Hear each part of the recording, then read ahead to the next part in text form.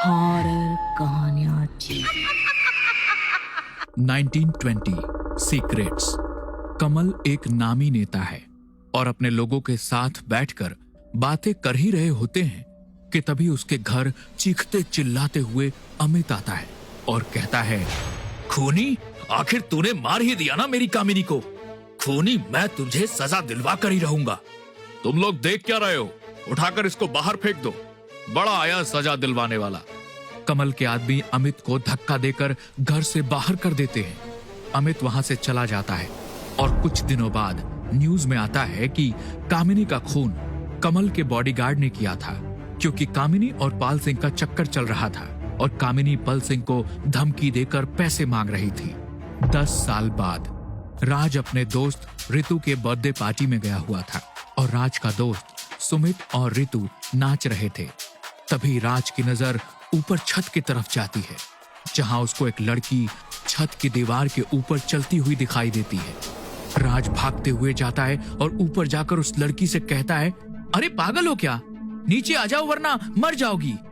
मैं तो पहले ही मर चुकी हूँ। मजाक बाद में कर लेना, पहले उस दीवार से नीचे उतरो वरना चोट लग जाएगी।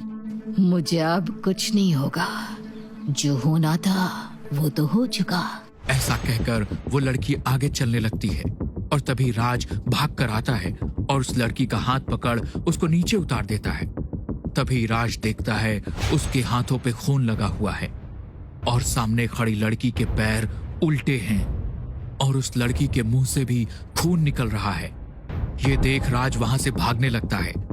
तभी सामने से वो अपने दोस्तों से टकराता है और राज को ऐसा डरा हुआ देख उसके दोस्त रितु और सुमित हंसने लगते हैं और कहते हैं, राज की शक्ल देखो, पूरा रंग ही उड़ गया है इसका तो।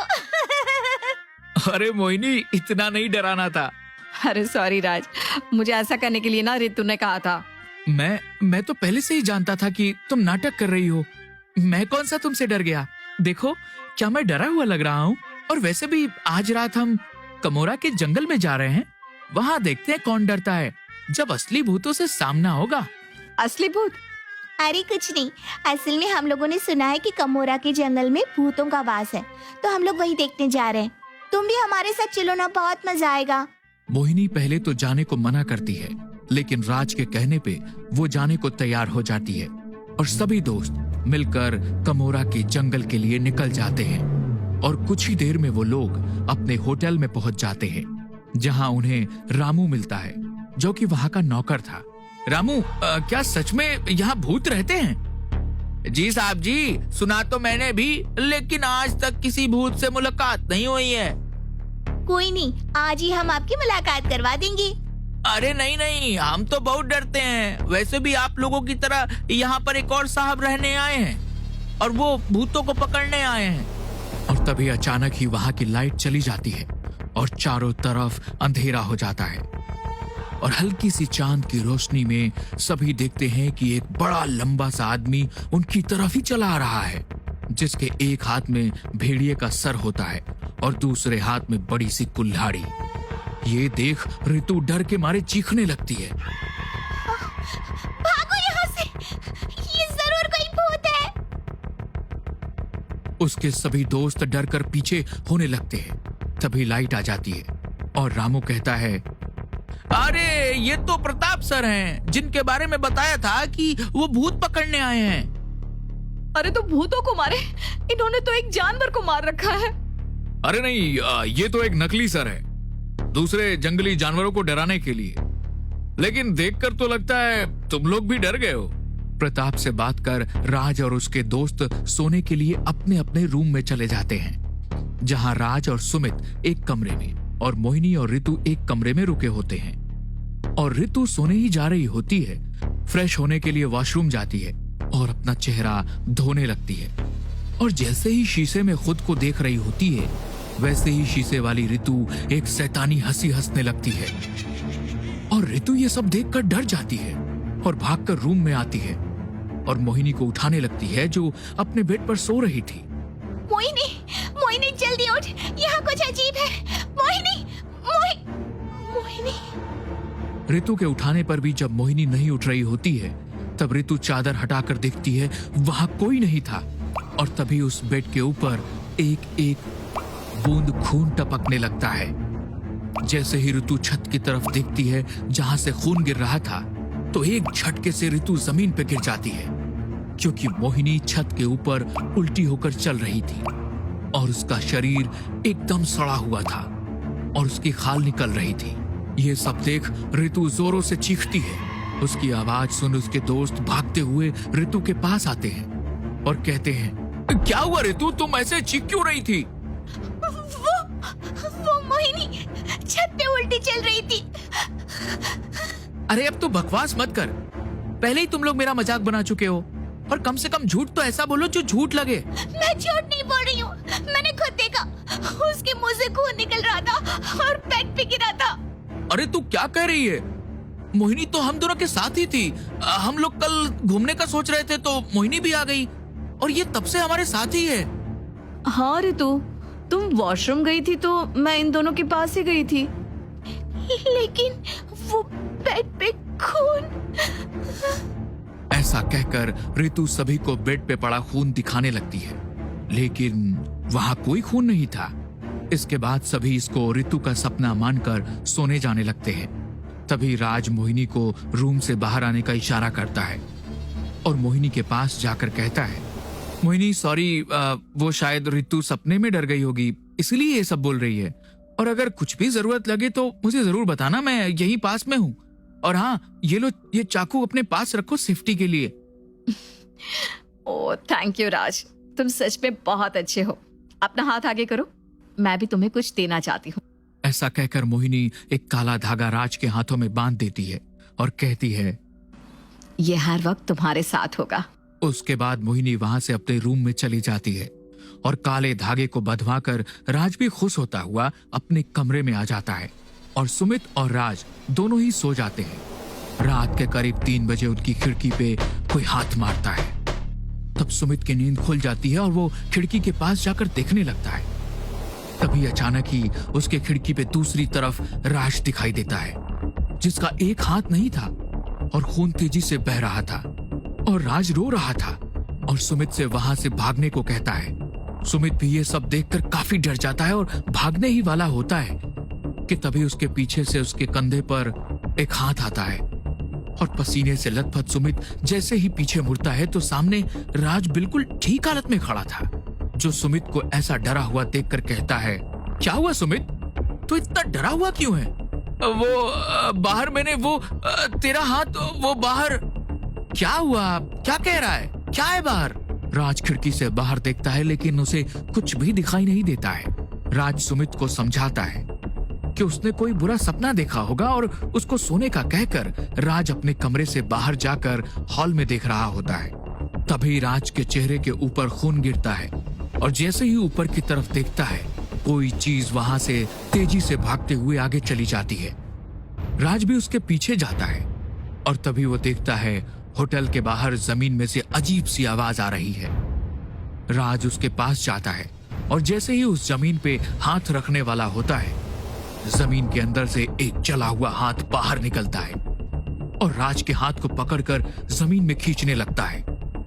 ये देख राज जोरों से चीखता है और उसकी आवाज सुन प्रताप उसकी मदद के लिए आ जाता है और राज को पकड़कर उस जगह से दूर ले आता है और तब तक उसके दोस्त भी आ जाते हैं और ये सब उसके दोस्त भी देख लेते हैं। मैंने कहा था ना राज, यहाँ भूत है, चल अभी चलते हैं यहाँ से। हाँ, वो भूत हम सबको मार देगा। नहीं, तुम लोग अगर यहाँ से कहीं भी गए तो वो भूत तुम्हें मार देगा, क्योंकि जब तक तुम सब साथ हो वो कुछ नहीं करेगा। हम सब मिलकर उस भूत को पकड़ सकते हैं। हाँ ये ठीक है, मैं इसके लिए तैयार हूँ। मैं भी। लेकिन हमें कुछ हो गया तो? कुछ नहीं होगा, मैं हूँ तुम लोगों के साथ और हमें पहले ये पता करना होगा कि ये भूत चाहता क्या है। ऐसा कहकर प्रताप एक कमरे में अपना वीडियो रिकॉर्डर रख देता है और उस कमरे में एक मांस का टुकड़ा रख देता है और तभी वहां की लाइट एक बार फिर चली जाती है और कुछ ही देर में आ भी जाती है और सभी देखते हैं कि उस कमरे का दरवाजा खुला हुआ है। सभी लोग जब उस कमरे में जाते हैं तो देखते हैं कि वो मांस का टुकड़ा गायब है और तब प्रताप सभी की रिकॉर्ड की हुई वीडियोस देखता है जिसमें राज उस कमरे में उल्टा होकर चलते हुए आता है और मांस के टुकड़े को खा जाता है। ये देखकर सभी डर जाते हैं। जैसे ही सब राज की तरफ देखते हैं तो राज वहां होता ही नहीं है और एक बार फिर लाइट चली जाती है। सभी इधर उधर भागने लगते हैं और जैसे ही लाइट आती है सभी को वहां रितु की लाश दिखाई देती है। ये देख सब डर जाते हैं और तब सुमित फोन करके राज के पापा को यहां बुलवाता है और राज के पापा कमल भी आ जाते हैं और अपने बेटे की वीडियो देखकर वो भी डर जाते हैं। तब प्रताप उन्हें कहता है, देखिए कमल जी, अगर आप राज को बचाना चाहते हैं तो हमें उस आत्मा के यहां आने की वजह पता करनी होगी और ऐसा तब होगा जब हम उसे कोई सच बताएं, तब आत्मा भी अपने यहां आने का सच बता देगी। कमल इस विधि के लिए मान जाता है और विधि शुरू हो जाती है, जहां एक गोले में सभी लोग एक दूसरे का हाथ पकड़कर खड़े थे और तब राज, जो अब एक आत्मा के कब्जे में था, वो उल्टा होकर उस गोले के आसपास घूमने लगता है और कहता है, बताओ कमल, अपना सच बताओ।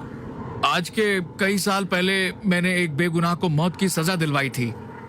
अमित नाम का एक आदमी मुझसे बदला लेने के लिए उसने अपनी ही पत्नी को मार दिया और मुझ पे खून का इल्जाम लगाया और मैंने खुद को बचाने के लिए अपने बॉडीगार्ड को पैसे दिए और उसकी बेटी को अच्छी जिंदगी देने का कह दिया तो पाल सिंह ने वो खून अपने सर पे ले लिया, लेकिन मैं उसकी बेटी का ध्यान नहीं रख पाया और वो कहीं गायब हो गई।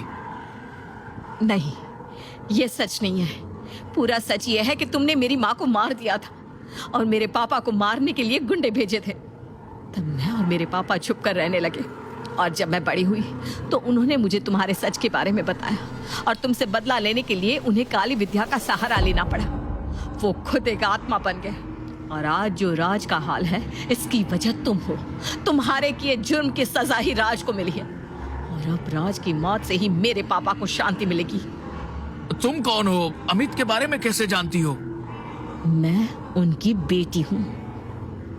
नहीं, अमित और कामिनी की कोई बेटी थी ही नहीं। या तो तुम झूठ बोल रही हो या अमित ने तुम्हें झूठ कहा है। ये सुनते ही मोहिनी हैरान रह जाती है और तभी राज वहां तूफान ला देता है, जिससे सभी लोग गोले से बाहर आ जाते हैं और राज कमल का गला पकड़ लेता है और तभी सामने मोहिनी आ जाती है और वो अमित से सवाल करने लगती है। पापा, क्या ये सब सच है जो कमल ने कहा? पापा बताओ, पापा कुछ बोलो ना। तभी राज मोहिनी का गला पकड़कर उसको उठाकर दूर फेंक देता है और जोरों से कहता है, मैं तेरा बाप नहीं हूं, तेरा बाप पाल सिंह था। मैंने तेरे बाप और इस कमल सिंह से बदला लेने के लिए ही ये सब किया है और तू तो बस एक मोहरा थी। अब मेरे हाथों से कोई नहीं बचेगा। मोहिनी को अपनी गलती का पछतावा होता है और वो समझ जाती है कि अब उसको ही अमित को रोकना होगा।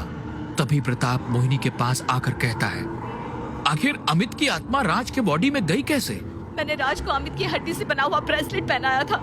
मोहिनी, अब तुम्हें ही उस ब्रेसलेट को राज से अलग करके एक बहते हुए पानी में फेंकना होगा ताकि अमित की आत्मा जो इस धरती लोक में अपने बदले की वजह से है वो मुक्त हो जाए। और ये होटल के ठीक नीचे एक नदी है, तुम्हें उसी में ब्रेसलेट को फेंकना होगा। इसके बाद मोहिनी राज के पास जाती है ताकि उसको बातों में लगाकर उसका ब्रेसलेट निकाल सके, लेकिन इस चाल के बारे में आत्मा को पहले से ही पता था। वो मोहिनी को हवा में उड़ा उड़ा कर जमीन पे फेंकता है, जिससे मोहिनी भी काफी घायल हो जाती है। लेकिन एक बार और हिम्मत करके वो राज के पास जाती है। जब राज उसका गला दबाकर उसको दूर फेंक देता है तो मोहिनी उठकर होटल से बाहर भागने लगती है और राज अब कमल को मारने ही वाला होता है कि तभी उसके हाथ में से ब्रेसलेट ना देख वो मोहिनी के पीछे हवा में उड़ते हुए जाने लगता है। तभी प्रताप भी उसको रोकता है, लेकिन राज सभी को मारता हुआ मोहिनी के पीछे जाता है और मोहिनी उस ब्रेसलेट को अपनी बची हुई जान से नदी में फेंक देती है। लेकिन वो ब्रेसलेट एक पेड़ पे अटक जाता है और ये देख अमित की आत्मा खुश हो जाती है और गुस्से में मोहिनी को मारने के लिए आगे बढ़ती है और मोहिनी को उठाकर फेंकने ही वाला होता है कि वो ब्रेसलेट नदी में गिर जाता है, जिससे राज के बॉडी से अमित की आत्मा निकल जाती है और जलने लगती है और अपने आप भस्म हो जाती है। और कुछ दिनों बाद राज बिल्कुल ठीक हो जाता है और कमल मोहिनी को माफ करके अपनी फैमिली का हिस्सा बना लेता है।